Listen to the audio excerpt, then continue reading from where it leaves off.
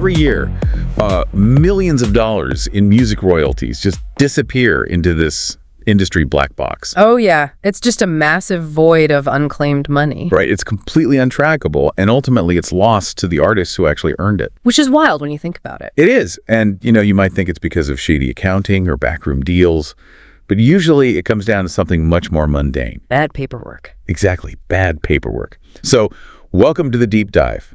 Today we are looking at how one indie label is using cryptography, obsessive metadata, and rigorous operational structure to ensure they never lose a single cent. Yeah, we have a really fascinating case study today. It's centered on 786Muzik Publishing LLC. Right, out of Miami? Yep, down in Miami, Florida.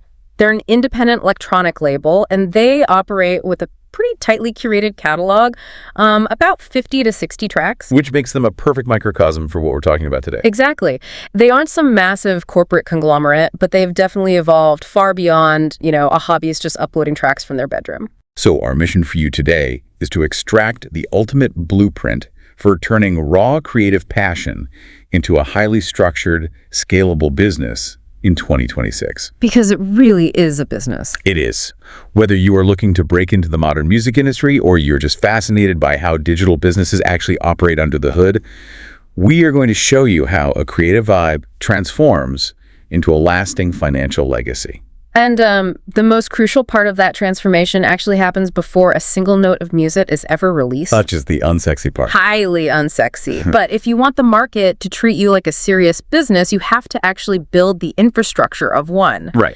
For 786Muzik, that meant starting at the absolute ground floor with the legal realities. Like what specifically? Well, forming a single member LLC, for starters, then registering an EIN with the government and handling W-9s. Which, that sounds incredibly dry. Oh, it is. It sounds like the checklist for starting a regional plumbing company, not an electronic music label. Right. It's not very rock and roll. No, not at all.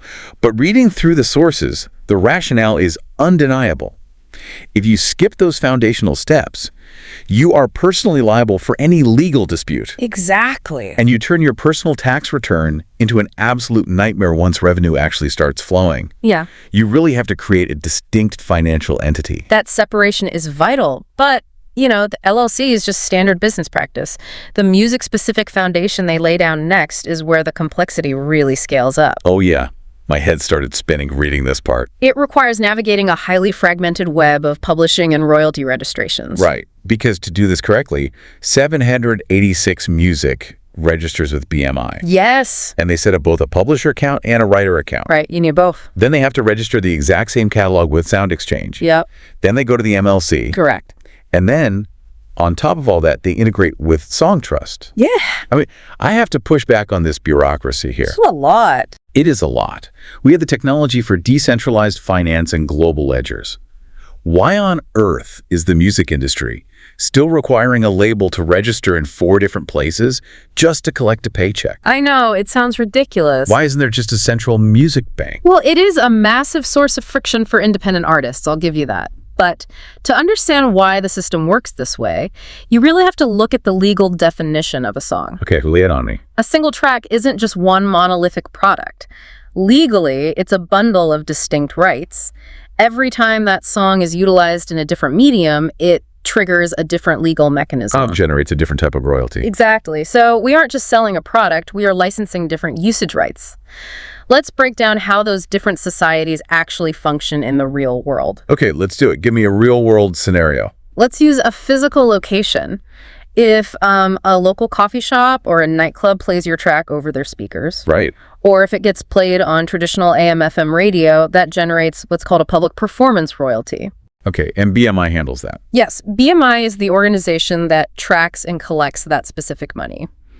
But their jurisdiction stops there. What do you mean? They do not collect digital performance royalties. So if your track is played on a non-interactive streaming radio station... Wait, like SiriusXM or Pandora? Exactly. That falls under Sound Exchange's jurisdiction. Oh, okay. So Sound Exchange exists specifically to collect and distribute digital performance royalties. You got it. But that still leaves a massive gap in the collection net. Which is what? Well, what happens when someone proactively searches for your track and streams it on demand? like via Spotify or Apple Music. Okay, yeah, that's the main way people listen now. Right. That action generates what's called a mechanical royalty. It's essentially the digital equivalent of a factory pressing a physical CD. And that is where the MLC, the Mechanical Licensing Collective, steps in to collect the mechanicals. Exactly. So if you think about it, missing even one of these registrations is essentially leaving a bucket out in the rain, but forgetting to plug a hole in the bottom. That's a great way to put it. You are doing the work to generate the play, but the collection mechanism is just broken. And the math backs that up. If your track blows up on satellite radio and you aren't registered with Sound Exchange, that money just sits in the black box we mentioned earlier. It just sits there. Yeah. For how long? Well, eventually it gets liquidated and paid out to other major artists based on overall market share. Oh, wow. So you're literally paying the biggest artist in the world with your unclaimed money. Pretty much. And finally, you mentioned Song Trust. They act as a global publishing administrator, ensuring you are capturing these fragmented royalties from international organizations, not just domestic ones. Okay, so that's the legal and collection side. But once that web is fully operational, you still need a distribution pipeline to actually push the audio files to the platforms, right? Yes, the logistics of getting the music out there. And the sources detail a very strategic operational shift 786Muzik made as they scaled. They actually migrated their entire catalog away from DistroKid and over to Symphonic. Yeah, this represents a critical maturation point for a growing label. I mean, DistroKid is incredibly popular. Oh, for sure. Everyone uses it when they start. And for good reason, you know. It offers high-speed, low-cost access to platforms for emerging artists. The way I interpreted this migration, it's a lot like upgrading your distribution model from, say, riding a public bus to owning your own logistics fleet. Oh, I like that analogy. Because DistroKid gets your product to the destination, which is great when you just need to get in the door. But you share the ride, and you have very little control over the route. Right, you're at the mercy of their automated systems. Exactly. As 786Muzik scaled to a 50-track catalog, they needed a system designed for asset management. Symphonic offers a much more label-focused infrastructure. Which means what for them, practically? It gives them dedicated back-end routing, advanced analytics, and priority handling for a whole roster of releases. And that back-end control is paramount when you are managing an entire catalog rather than just dropping a single track. Totally. But, you know, a sophisticated logistics fleet doesn't help you if you don't actually know what is inside the boxes you are shipping. Right, if your labels are a mess. Exactly. This transition from corporate setup to asset management is where 786Muzik really separates itself from the pack.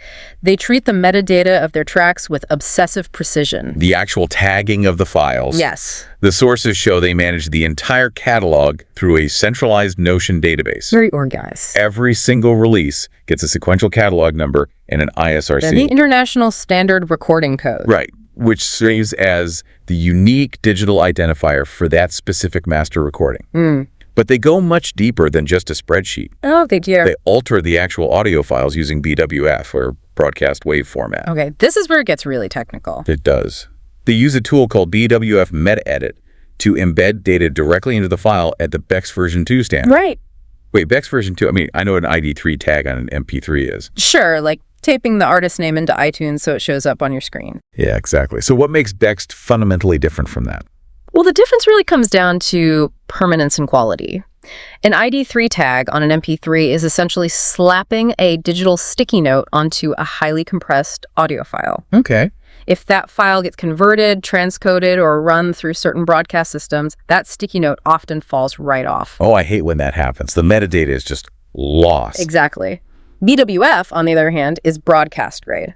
The BEX version 2 standard physically bakes the metadata, the ISRC, the writer splits, the publisher info into the header of an uncompressed, studio-quality WAV file. So it's basically hard-coded in. Yes, it becomes an inextricable part of the audio's digital DNA. Okay, that makes sense for durability. It's like a digital fingerprint seal in amber. Nice, yeah. But then they take this perfectly tagged WAV file and they generate a SHA-256 hash for every single release. They do. And they package this cryptographic hash into a specialized 786Muzik proof PDF certification document. It's quite the process. I mean, I understand wanting to protect your intellectual property, but taking a Miami Club track and running it through a cybersecurity cryptographic algorithm, that feels like using a bank vault to store a grocery list. It really does sound intense. Is that level of extreme cryptography really necessary just to upload a track to Spotify? You know, it feels like overkill until you confront how broken the plumbing of the music industry actually is. Back to the plumbing. Always back to the plumbing.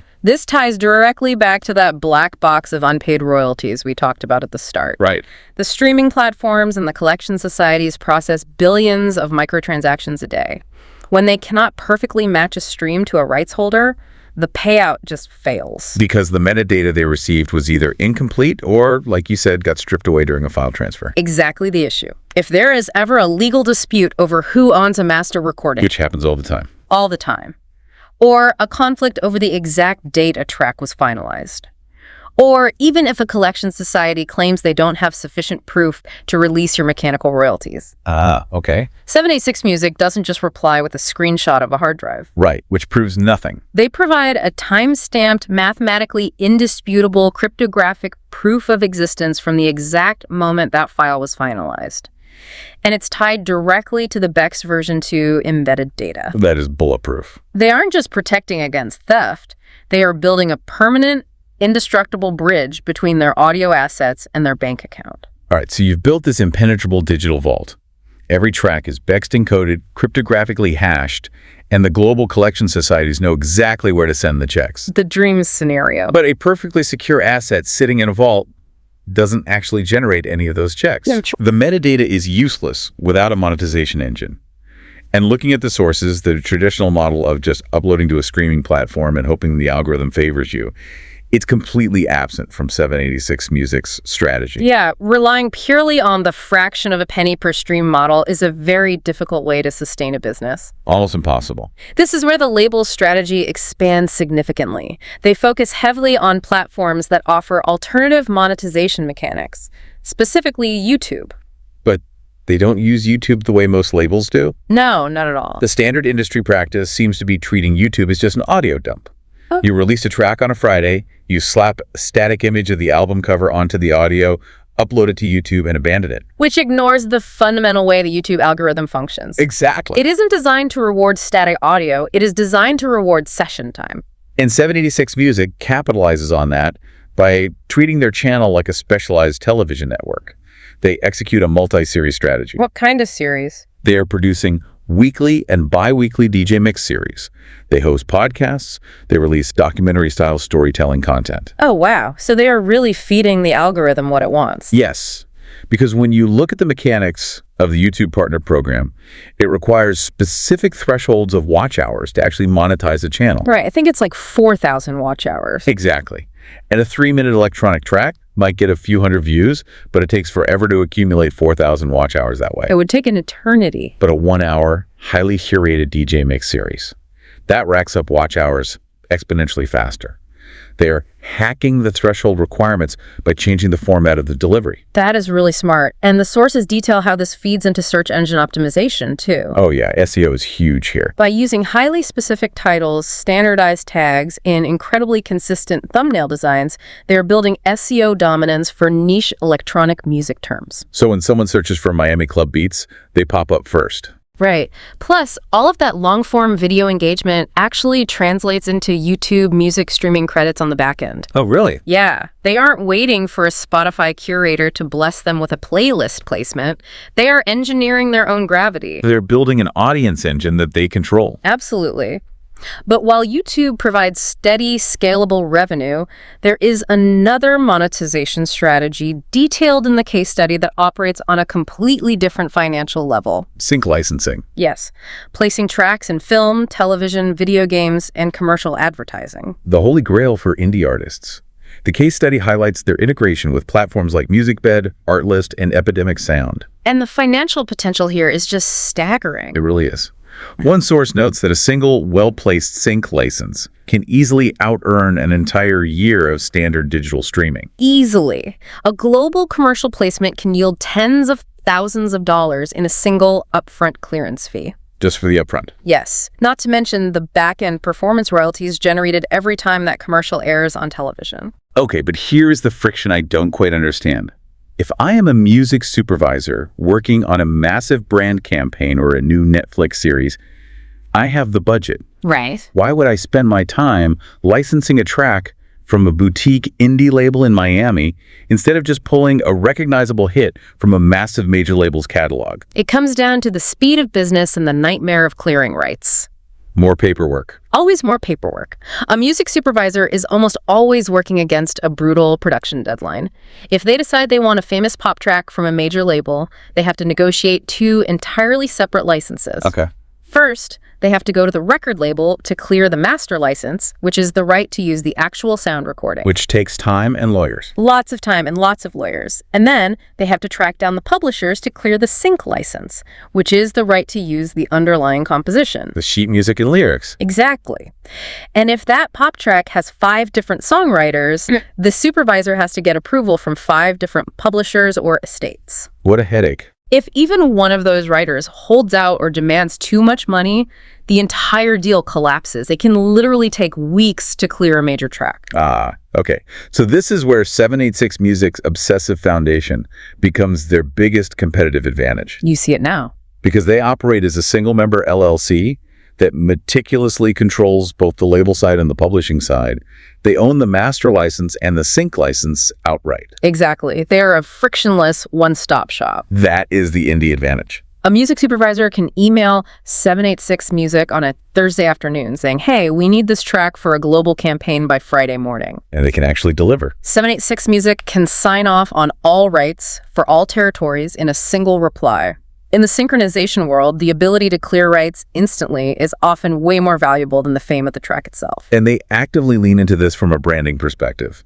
The case study mentions that 786Muzik corporately positions itself as the soundtrack to urban movement. I love that phrase. It's great. Yeah. They're literally designing the public-facing brand to be highly attractive and sync-friendly to commercial advertisers. Right. They want lifestyle brands to look at their catalog and immediately hear a commercial. It is a brilliant example of intentional design. Every piece of the machine, from the Bext metadata to the brand messaging, serves the monetization engine. It really does. So let's look at the totality of what we have uncovered here. Let's summarize it. We have multiple highly structured revenue streams. You've got digital mechanicals from the MLC, digital performance from Sound Exchange, YouTube ad revenue driven by long-form SEO. And frictionless sync licensing upfront fees. Exactly. When you stack these varied revenue streams on top of cryptographically secured assets, it fundamentally alters the timeline of the business. How so? You are no longer sweating the first week stream count of a single release. Oh, right, because you have all this passive income. It completely shifts your operational horizon. You transition from living gig to gig to managing a long-term portfolio. Which brings us to the final element of the case study, 786Music's 10-year vision. Yes. They operate with what they explicitly call a family legacy mindset. Which is such an interesting phrase for a dance label. Yeah. They view the catalog not as a collection of old songs, but as a compounding financial asset. Right. And to scale that asset, they outline a geographic strategy they call DBA expansion. That's doing business as. Right, like an assumed name. They plan to use local area codes to create a geographic brand architecture. So the core infrastructure operates as 786Muzik in Miami, but they can easily launch 2year12Muzik for the New York scene. Or 286Muzik for Seattle. Exactly. It's so smart. It functions very much like a franchise model. You build the heavy operational machinery once. Right, the legal frameworks, the Notion databases, the BWF tagging standards, the sync pipelines. You build all that once. Then you simply plug local regional talent from a new city into that existing machine. The infrastructure scales effortlessly while the brand remains hyperlocal and authentic to that specific area code. But, let's test the reality of this family legacy concept for a second. Let's do it. We are talking about electronic club music. The trends in dance music and underground scenes move at lightning speed. True. What sounds cutting edge today sounds incredibly dated in 76 months. Exactly. Does a catalog of electronic tracks actually retain enough cultural and financial value over a decade to act as a genuine inheritable asset?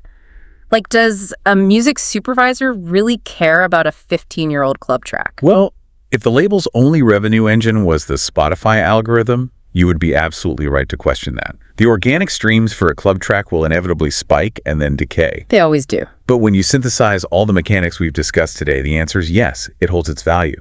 And it holds its value precisely because of the sync readiness. Because media always needs background music. Exactly. That 15-year-old club track will eventually drop off the streaming charts, sure. But 15 years from now, a film director is going to shoot a movie set in the 2020s. Oh, that's true. And they will need a period-accurate club track for a background scene. Oh, I see. Because 786Music's metadata is flawless. Because the BWS tags have survived a decade of hard drive transfers.